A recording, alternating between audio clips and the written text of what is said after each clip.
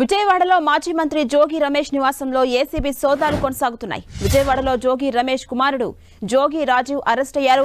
రాజీవ్ను ACB కార్యాలయానికి తరలించారు. అగ్రిగోల్డ్ భూముల వ్యవహారంలో జోగి రమేష్ పై ఆరోపణలతో ఏసీబీ తనిఖీలు చేపట్టింది. ఏసీబీ సోదాలపై మాజీ మంత్రి జోగి రమేష్ మండిపడ్డారు. చంద్రబాబు ప్రభుత్వంపై మాజీ మంత్రి జోగి రమేష్ ఫైర్ అయ్యారు. ఇది జోగి రమేష్ పై జరిగిన దాడి కాదని బలహీన వర్గాలపై జరుగుతున్న దాడిగా అభివర్ణించారాయన. అగ్రిగోల్డ్ వ్యవహారంలో తాను ఎలాంటి తప్పు చేయలేదన్నారు. తాను తప్పు చేసి ఉంటే విజయవాడ నడిబొడ్డున ఉరేసుకుంటా అంటూ మండిపడ్డారు జోగి రమేష్. కక్ష సాధింపులు నా కుటుంబం మీద కనుక చేస్తే పైన దేవుడు ఉన్నాడు. చంద్రబాబు నాయుడు గారు పైన దేవుడు ఉన్నాడు. ఈరోజు మీరు అధికారంలో ఉండొచ్చు, మీరు మమ్మల్ని తొక్కొచ్చు, కేసులు పెట్టొచ్చు, రెడ్ బుక్ తీయొచ్చు. కానీ మీకు మనస్ఫూర్తిగా చెప్తా ఉన్నాం, మంచిని మీరు ఇంత దుర్మార్గంగా ఒక చిన్న కుర్రోడిని తీసుకొని, ఏమీ తెలియని కుర్రోడిని తీసుకొని మీరు అరెస్ట్ చేయాలా, జైల్లో పెట్టాలన్న ఇటువంటి వంకర బుద్ధిని మార్చుకోండి. ఇది ప్రజాస్వామ్యవాదులరా, ఇది గుర్తించండి. నేను గానా నా కుటుంబం గానా అగ్రిగోల్డ్ ఆస్తులో కానీ ఏదైనా తప్పు చేస్తుంటే విజయవాడ నడిబొడ్డులో ప్రజల సాక్షిగా అవసరమైతే ఉరేసుకుంటాం. తప్పు చేసుంటే ఉరేసుకుంటాం. అంతేగాని ఇట్లా మమ్మల్ని బలహీన వర్గాలను వేధించడం న్యాయమా, ధర్మమా? చంద్రబాబు నాయుడు గారు, మీకు న్యాయమేనా?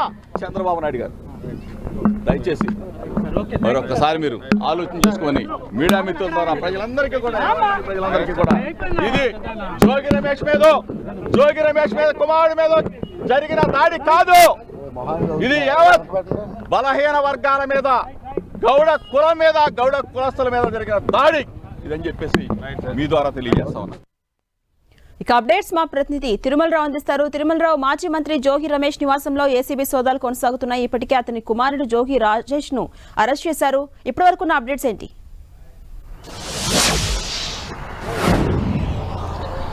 ఝాన్సీ, కొద్దిసేపటి క్రితమే ఎవరైతే ఉన్నారో మాజీ మంత్రి జోగి రమేష్ తనయుడు అగ్రిగోల్డ్ భూముల కుంభకోణం కేసులో ప్రధాన నిందితుడు A1 అయినటువంటి రాజీవ్ ని ఏసీబీ పోలీసులు అయితే అదుపులో తీసుకుని తన కార్యాలయం తరలించడం జరిగింది. అసలు ఈ భూముల కుంభకోణంలో తమ పాత్ర ఏమిటి, అదేవిధంగా ఇది ఆల్రెడీ కోర్టులో ఉన్నప్పటికీ మీరు ఎందుకు కొనుగోలు చేశారు, దానికి కారణాలు ఏంటో అనే వివిధ కోణంలో ప్రశ్నిస్తున్నారు. ఏసీబీ అధికారులు సిద్ధమే చేశారు. ఉదయం 5 గంటల నుంచి వీళ్ళు చూడొచ్చు, జోగి రమేష్ హౌస్ అదేవిధంగా కార్యాలయం కూడా ఈ ఉదయం 5 గంటల నుంచి మొత్తం 15 మంది సభ్యులు ఏసీబీ అధికారులు జోగి రమేష్ ఇంట్లో సుదీర్ఘంగా 4 గంటల పాటు సోదాలు చేయడం జరిగింది. సోదాల్లో కీలకమైన హార్డ్ డిస్క్లు అదేవిధంగా కీలకమైన పత్రాలు స్వాధీనం చేసుకున్నట్టు కూడా మనకు తెలుస్తుంది. వీటన్నిటి పూర్తి ఆధారాలతోనే ఎవరైతే ఉన్నారో జోగి రమేష్ తనయుడు రాజీవ్ ని కొద్దిసేపటి క్రితమే అరెస్ట్ చేసి ఏసీపీ కార్యాలయానికి అయితే తరలించడం జరిగింది.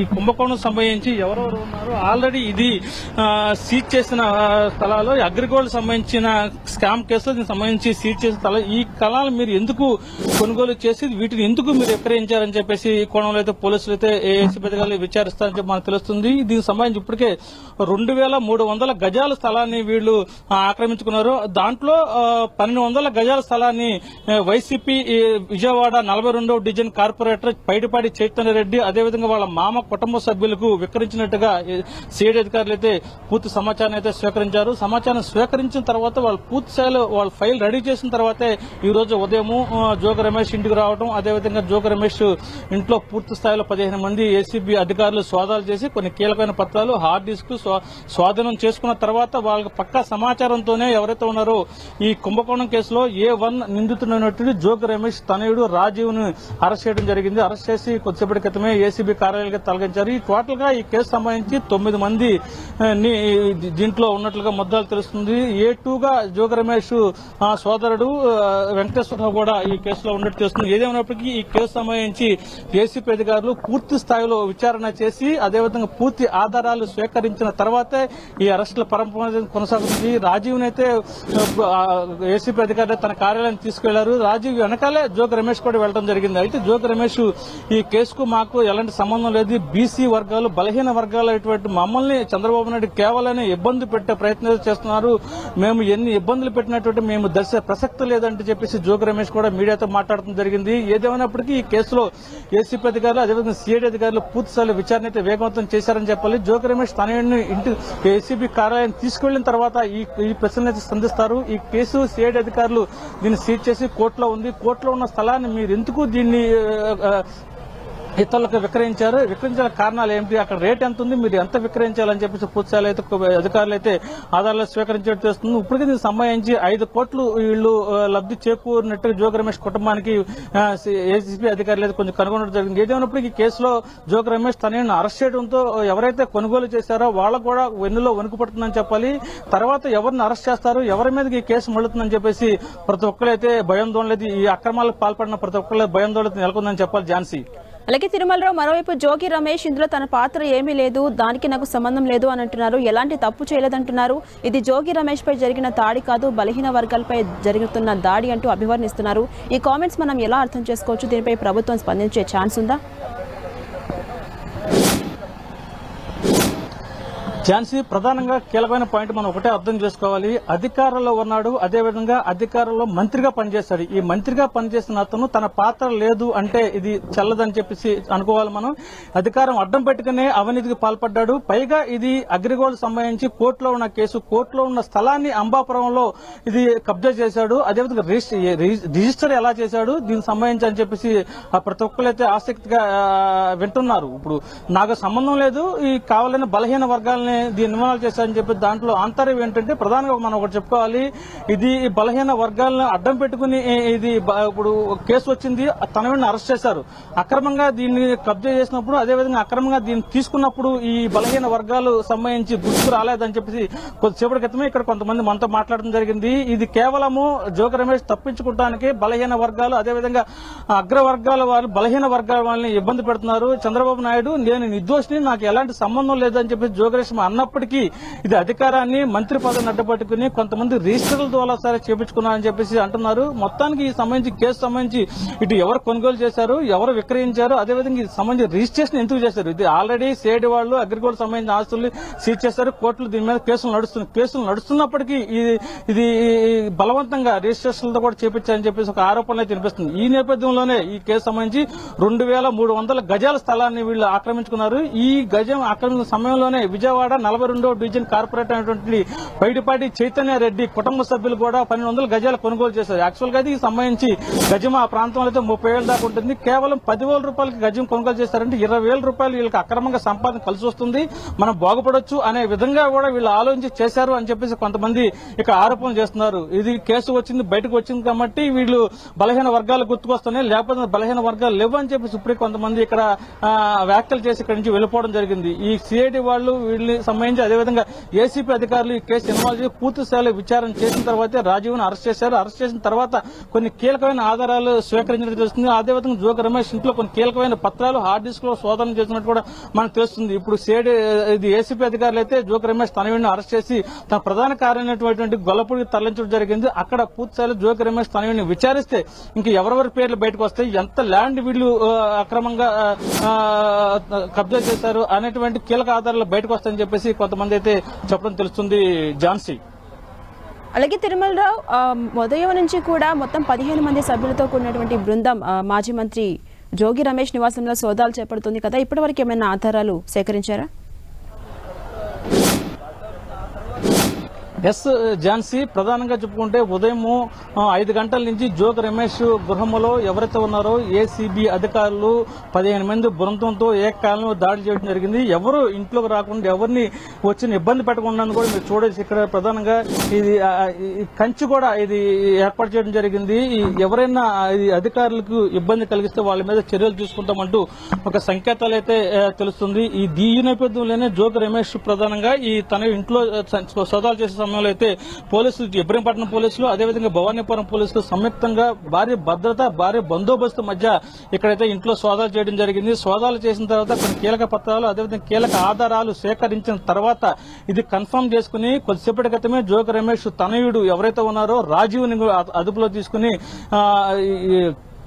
ఏసీబీ ప్రధాన కార్యాలయానికి తీసుకెళ్లడం జరిగింది. జోగి రమేష్ తనయుడి వెంట జోగి రమేష్ కూడా వెనకాల వెళ్లడం జరిగింది. ఈ కేసుకు తన కుమారుడికి ఎలాంటి సంబంధం ఇది, కావాలన్న బలహీన వర్గం అనే పదాన్ని ఇక్కడ ఉపయోగిస్తున్నాడు. బలహీన వర్గాల ఇటువంటి మమ్మల్ని చంద్రబాబు నాయుడు దీన్ని మమ్మల్ని ఇబ్బంది పెట్టి చేస్తున్నారు, నేను నిప్పు లాంటి వాడిని, నాకు ఎలాంటి తప్పు తెలియదు, ఎందుకు నన్ను అరెస్ట్ చేస్తారంటూ ప్రశ్నించారు. దీనికి సంబంధించి బలహీన వర్గాలైనటువంటి మమ్మల్ని అరెస్ట్ చేస్తారు, దీని తీవ్ర పరిణామాలు ఎదుర్కోవాల్సి ఉంటుందని కూడా జోగి రమేష్ కూడా కొన్ని కీలక వ్యాఖ్యలు అయితే చేయడం జరిగింది. ఝాన్సీ, అలాగే తిరుమలరావు, జోగి రమేష్ కుమారుడిని అరెస్ట్ చేశారు కదా, ప్రధానంగా రాజీవ్పై ఉన్నటువంటి ఆరోపణలు ఏంటి, అంటే ఏ ఆధారంగా అతన్ని అరెస్ట్ చేశారు?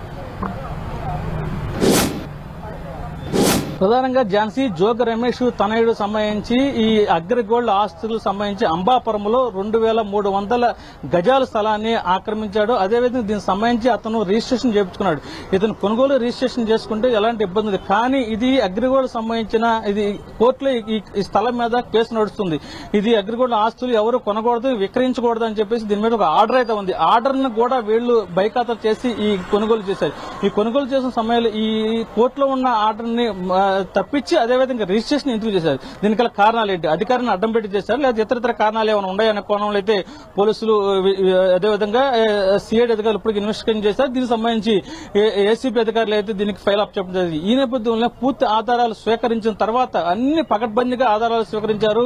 ఎవరికి అనుమానం రాకుండా 15 మంది సంబంధించిన అధికారులు ఉదయం తెల్లవారుజామునే ఇక్కడ చేరుకోవడం జరిగింది. మధ్యాహ్నం సమయంలో కానీ సాయంత్రం సమయం కానీ ఇతరతలు ఏదైనా జరిగితే ముందే సమాచారం వస్తుంది. దీన్ని వీళ్ళు ఏదైనా ఎస్కేప్ అవడానికి కూడా కారణాలు ఉండొచ్చు అనే కోణంలో అయితే ఏసీపీ అధికారులు పూర్తి స్థాయిలో అయితే దీన్ని సమాచారం స్వీకరించిన తర్వాత ఉదయాన్నే వాళ్ళు నిద్ర లేకముందే వచ్చి వాళ్ళు బెల్లు కొట్టి లోపలికి వెళ్లి అదేవిధంగా ఎక్కడెక్కడ ఫోన్లు ఆపేసి అదేవిధంగా ఎవరు బయటికి వెళ్లకుండా ఎవరు లోపలికి వెళ్లకుండా పక్కా ప్రణాళికబద్ధంగానే ఏసీపీ అధికారులు సిద్దమై వచ్చి తనిఖీలు చేసి తనిఖీల్లో భాగంగా నేరం నిరూపితమైంది. మీ తనయుడిని అరెస్ట్ చేస్తున్నామంటూ ఇక్కడ నుంచి తీసుకెళ్లడం జరిగింది. Jhansi, right, thank you Tirumalarao.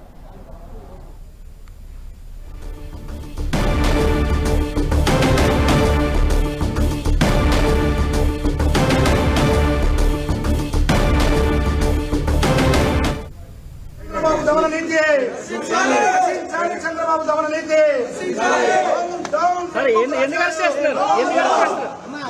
ఏమైనా చెప్పారా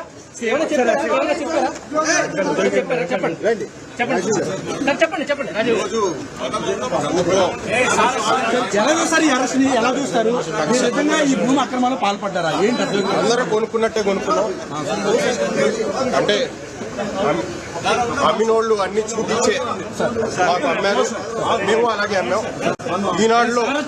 ఈనాడు పేపర్లో వాళ్ళు ప్రకటించి అమ్మారు, మేము కూడా ప్రకటించి అమ్మాం. ప్రభుత్వం కక్ష సాధింపు చర్యగా ఈరోజు మీద కక్ష పూరితంగా నన్ను అరెస్ట్ చేస్తా ఉన్నారు. ఎలా ఫైట్ చేయబోతున్నారు?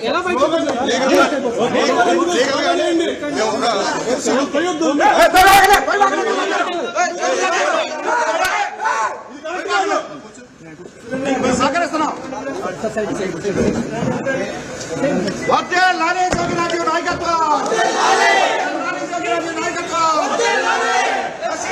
చంద్రబాబు దమన నీతి